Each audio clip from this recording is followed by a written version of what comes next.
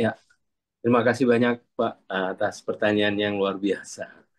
Em, Pertama, betul sekali seperti yang Bapak sampaikan, selain dari surat Al-Ikhlas, juga secara tegas dalam ayat Al-Quran jelaskan Subhanallah, apa? Subhanallahi amma yasifun, Maha suci Allah dari yang segala yang engkau sifatkan. Jadi Subhanallahi amma yasifun, Maha suci Allah dari yang segala yang engkau sifatkan. Dan ini seperti yang Bapak sampaikan itu bicara tentang azab. Jadi zat memang tidak satupun manusia yang bisa sampai kepada zat. Zat itu cirinya lima yang sudah pernah kita bahas, tak terbatas, tak terhingga, absolut, hadir dalam segala realitas, di luar dari segala realitas. Oleh karena itu, tidak satupun makhluk yang bisa sampai kepada zat. Karena itu dalam hadis jelaskan, la tafakkaru fi dzatillah, walakin tafakkaru fi khalqillah. Jangan pernah berpikir tentang zat Tuhan, tapi berpikirlah tentang ciptaannya, kholqillah, ciptaannya.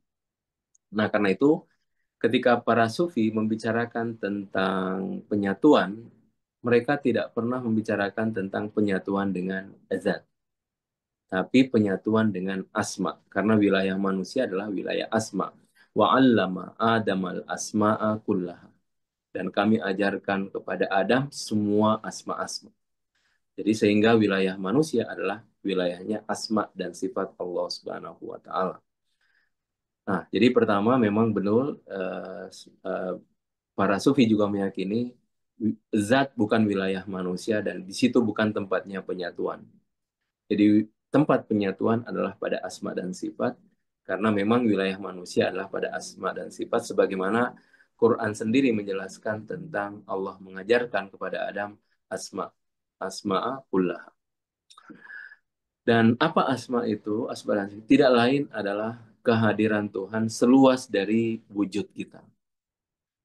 Nah, sehingga kita sebenarnya terhubung dengan asma dan sifat. Jadi seluas apa keterhubungan kita, itu seluas dari wujud kita.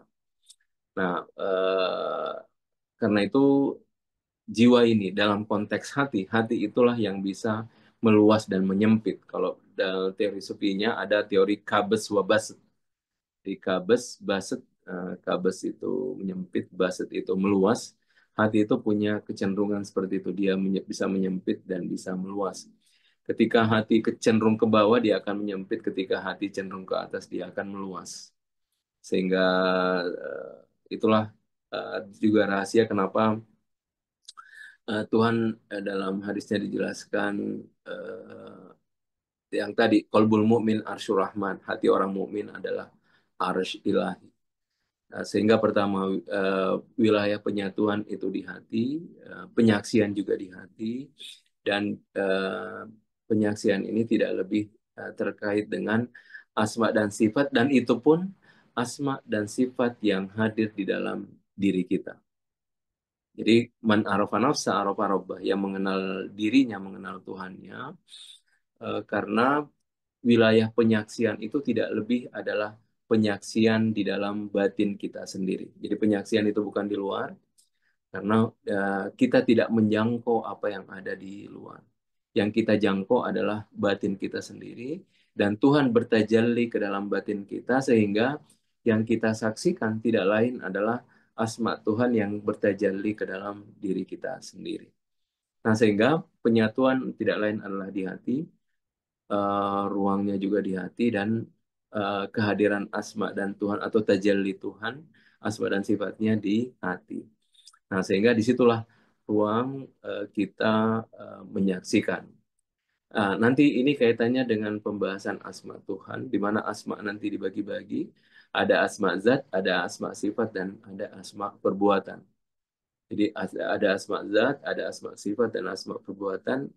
Yang pertama kali manusia mengalami fana itu adalah perbuatan. Disitulah ketika manusia fana di asma perbuatan, di sana dia akan menyaksikan bahwa di balik segalanya ini adalah Tuhan. Bahwa di balik segala yang terjadi, yang berbuat itu Tuhan. Tapi itu hanya bisa disaksikan dalam kondisi fana.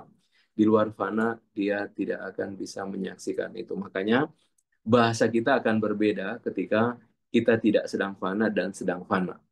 Makanya bahasa sufi itu rata-rata bahasa yang fana.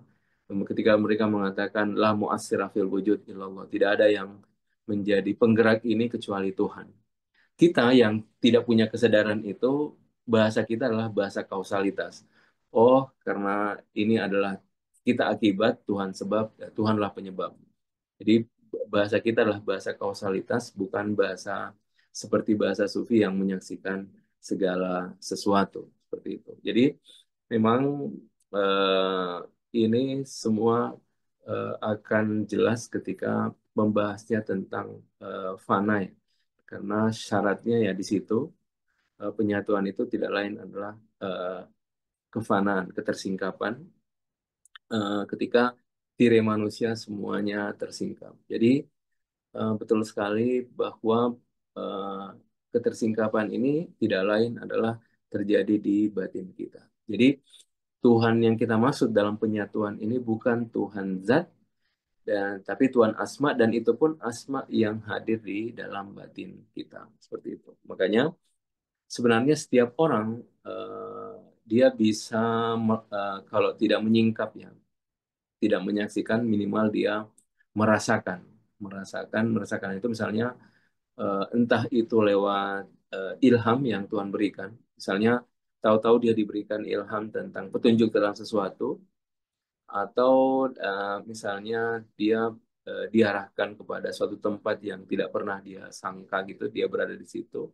Dan itu bagi para sufi sudah dianggap penyatuan, tetapi penyatuan dalam bentuk pengetahuan. Nah, nah, kalau mau lebih dalam lagi dalam penyaksian, itu syaratnya adalah dengan mensucikan hati.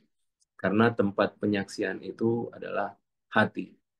Jadi, sehingga selama seseorang tidak mensucikan, tidak hatinya tidak suci, maka tentu dia tidak akan bisa menyaksikan Tuhan. Dan menyambung yang kedua, memang betul yang penyaksian ini kebanyakan dimaknai sebagai setelah manusia ini kembali ke alam ukhrawi. Tapi kan ada hadis Rasulullah mutu qabla an tamutu, matilah sebelum mati. Artinya mati sebelum mati itu adalah orang manusia yang mensucikan dirinya dari sifat-sifat badania. Jadi unsur-unsur tubuhnya, dia suci dari unsur-unsur tubuhnya, sehingga yang aktif adalah dimensi malakutinya, ruhaniyahnya. Jadi ketika dimensi malakutinya lebih dominan hadir, maka itu juga bisa dimaknai sebagai mati tetapi belum mati. Memang syarat penyaksian tidak lain adalah mati. Mati. Makanya ada hadis mutu qablaan tamutu. Sehingga ketika seseorang dia sudah tidak lagi apa bebas dari nikmat-nikmat tubuhnya, nah disitulah dia bisa menyaksikan dimensi ilahiyah atau menyaksikan cahaya atau apapun, intinya dia akan menyaksikan ilahi.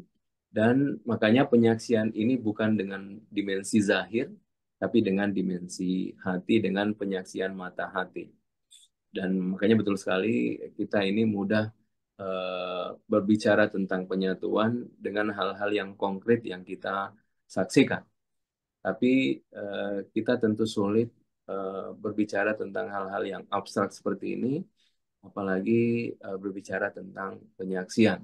Kecuali suatu saat hati kita benar-benar suci, dan disitulah eh, hati suci dan hijab-hijab diangkat oleh Allah Subhanahu wa taala, maka situ ruang penyaksian akan terjadi.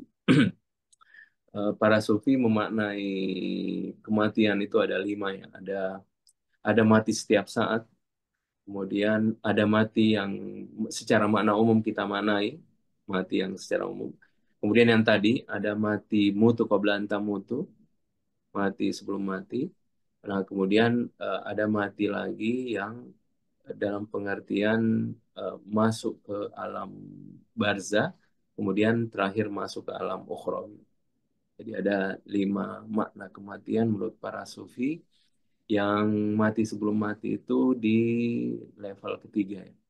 Tadi mati adalah mati setiap saat, Karena kulla yaumin huwa fi sya'n, eh, kita senantiasa butuh kepada Tuhan. Kemudian mati kedua itu mati yang umum.